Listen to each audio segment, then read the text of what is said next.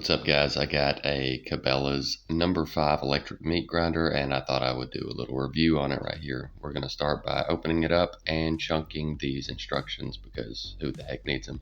On a serious note, it is super easy to assemble. Everything basically fits the only place it would fit, and it goes together in seconds.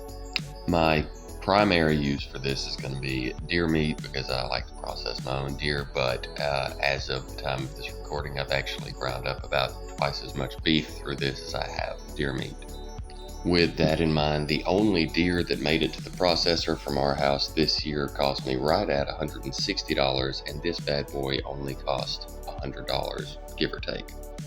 It's not really fair, I guess, to say that it would pay for itself in one deer because you're not going to get the entire deer ground up, or I didn't anyway.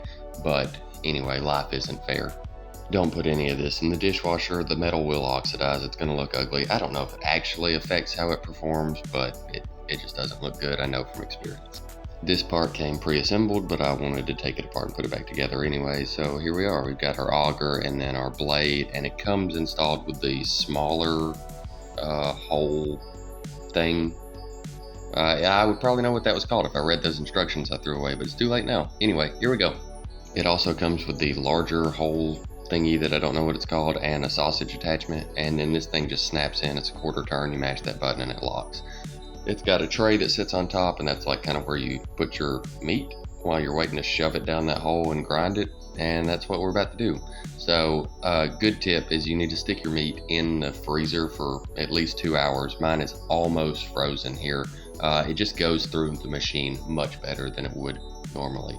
So anyway, feed these in. Don't get your fingers in there too far. They do give you a handy dandy mashy stick. Also would probably know the technical term for that if I would have read that. And once you get this going, you just shove it in there and hit the forward button and it'll grind your meat. The only kind of neutral thing I have to say about this, other than I wish that hole was bigger, is it is kind of loud, about like a vacuum cleaner.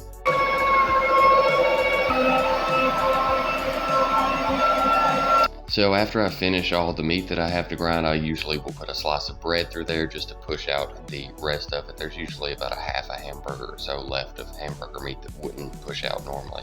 Other than that, in case y'all were wondering, it took me about 15 minutes to grind this 10 pounds or so of burger, and I was recording, so it would probably grind a pound a minute if you had everything prepped and ready to go.